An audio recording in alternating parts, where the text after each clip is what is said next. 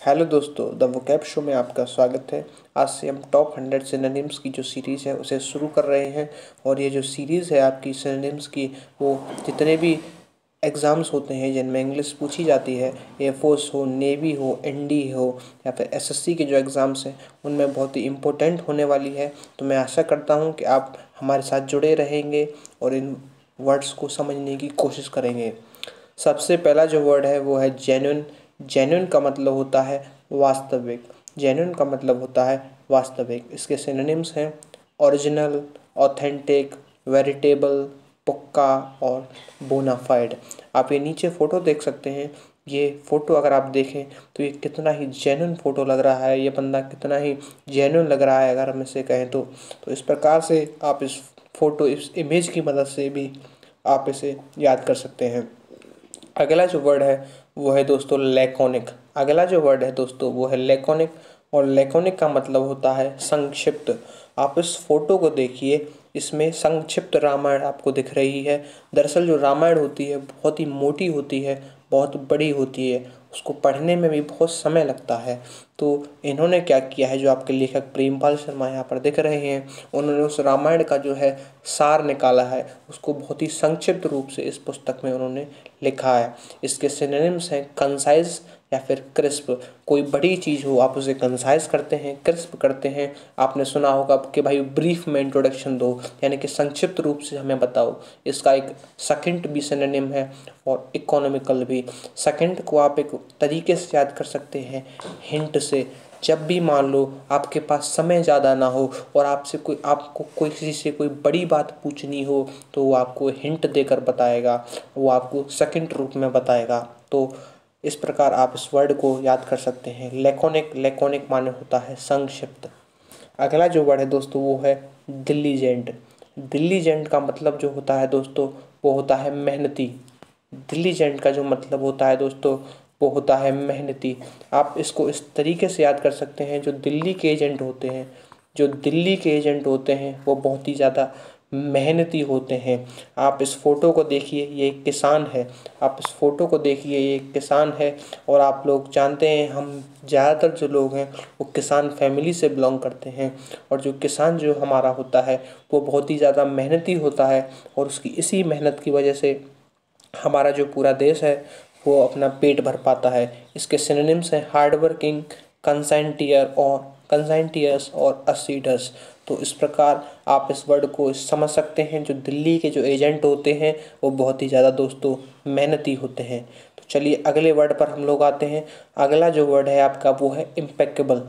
अगला जो आपका वर्ड है दोस्तों वो है आपका इम्पेकेबल। इम्पेकेबल का मतलब होता है त्रुटिहीन। इम्पेकेबल का मतलब होता है त्रुटिहीन, जिसमें कि कोई कमी ना हो। इसको आप एक तरीके से याद कर सकते हैं।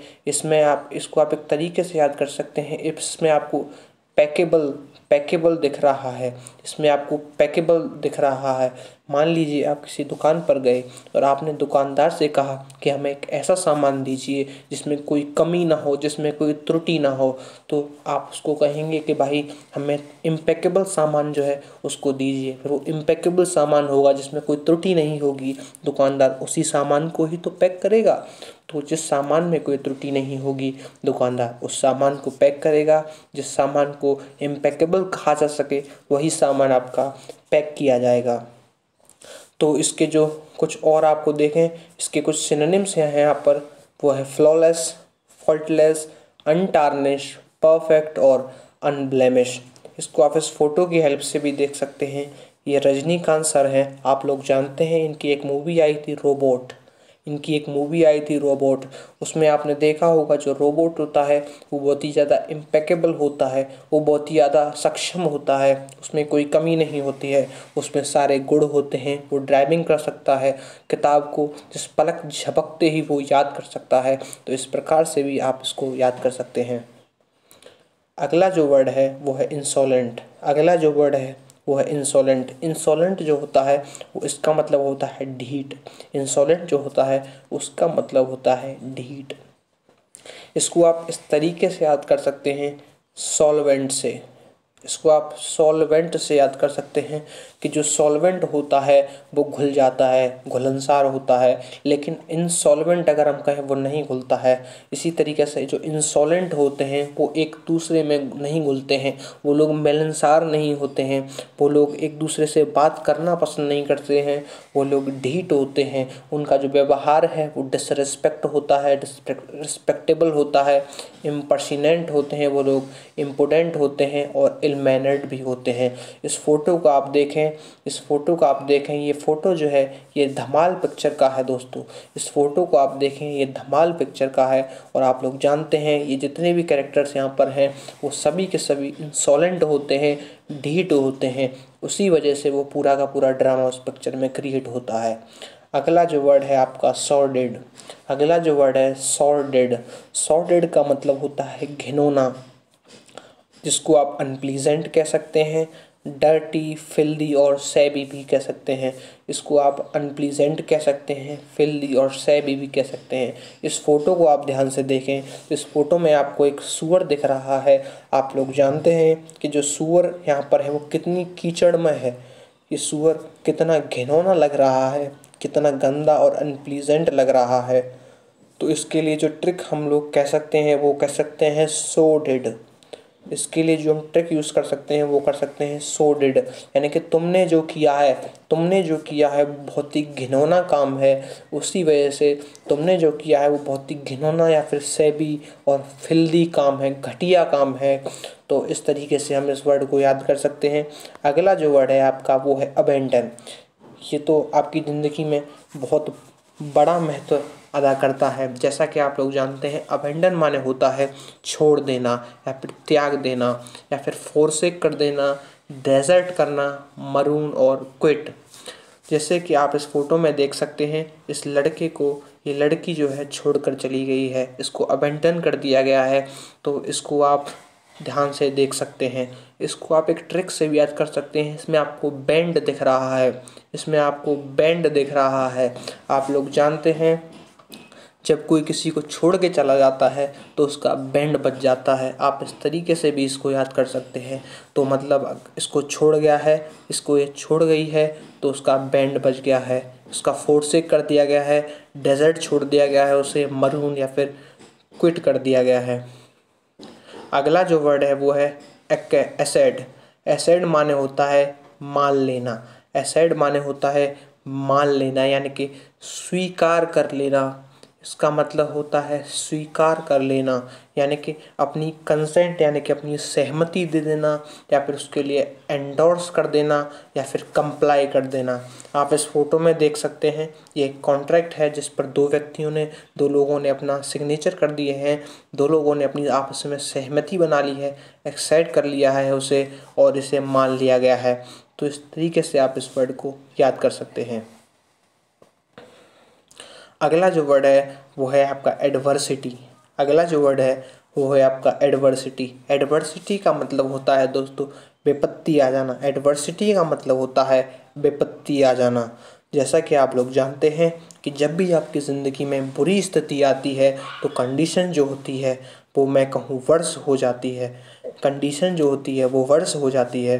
वर्स गुड बैड का जो सबसे जो सुपरलेटिव डिग्री जो वर्स होता है वो उस तरीके से वर्स ज़िंदगी आपकी हो जाती है।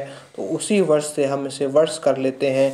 तो हम कहें कि इनकी जो ज़िंदगी है किसी भी स्थिति में जब स्थिति ख़राब होती है, विपत्ति आती है तो ज़िंदगी एडवर्सिटी हो जाती है। वो आपका मिसफॉर्च्यून होता है, माइजरली स्थिति हो जाती है, आपका बैड लक चल रहा होता है और वो आपका ट्रबल होता है। आप इसको इस फ़ोटो के हेल्प से भी याद कर सकते हैं। इस फ़ोटो में अगर आप देखें तो इसका जो पर्स है, उसका जो बटुआ है वो पूरा का पूरा खाली है दोस्तों। इसका मतलब जो है इस पर आर्थिक विपत्ति आ चुकी है, इसकी जो स्थिति है वो अच्छी नहीं है दोस्तों। तो अगला जो वर्ड है अगला और आखिरी वर्ड जो है आपका वो है एफ्लुएंट। एफ्लुएंट माने होता है धनी। इसमें आप ध्यान से देखें तो आपको फ्लो जैसा दिखेगा। इसमें आप ध्यान से देखें तो आपको फ्लो जैसा दिखेगा। आप लोग जानते हैं कि जब भी कोई चीज़ कहीं पे ज़्यादा होती है तो वहाँ से वो फ्लो कर जाती है। केमिस्ट्री का ये नियम है कि higher concentration to lower concentration चीज़ें फ्लो करती हैं, बहती हैं। तो जो व्यक्ति धनी होगा, जो इसके पास बहुत सारी चीज़ें होंगी, वो अफ्लुएंट होगा, वो धनी होगा, वो प्रॉस्परस होगा दोस्तों, वो रिच होगा, वेल्दी होगा, ऑपुलेंट यानी कि जिसके पास समृद्धि बहुत ज़्यादा है, जिसके पास धनी है, समृद्धि है, वो आपका एफ्लुएंट है। इस प्रकार से आप इस फोटो को देख सकते हैं। ये जो व्यक्ति हैं इनका नाम मुकेश अंबानी है, और जहाँ तक मुझे पता है, जहाँ तक मुझे लगता है कि इस व्यक्ति को इस भारत देश में कौन नहीं जानता। ये बहुत ही ज़्यादा धनी व्यक्ति हैं इस देश के। तो इस प्रकार से भी आप इस वर्ड को याद कर सकते हैं दोस्तों। तो ये हमारा आखिरी वर्ड था, और वीडियो के एंड में मैं आपसे बस यही कहना चाहूँगा कि अगर आपको ये वीडियो अच्छा लगा हो तो आप इसे लाइक कर सकते हैं और अपने दोस्तों के साथ शेयर कर सकते हैं। और दोस्तों, मैं आपको ये भरोसा दिलाना चाहता हूँ कि अगर आप हमारे साथ जुड़े रहेंगे, अगर आप मेरे साथ जुड़े रहेंगे, तो मैं आपकी जो तैयारी है उसको अच्छे स्तर तक पहुँचाकर आपको हेल्प करूँगा। ये वोकैब की क्लास है। इसी के साथ साथ जो ग्रामर की जो क्लासेस हैं, बेसिक से लेके हाई लेवल तक, वो भी शुरू कर दी गई हैं। तो मैं आशा करता हूँ कि आप दोनों ही क्लासेस पर फोकस रहेंगे, आप वोकैब पर भी ध्यान देंगे और आपका जो ग्रामर है उस पर भी ध्यान देंगे।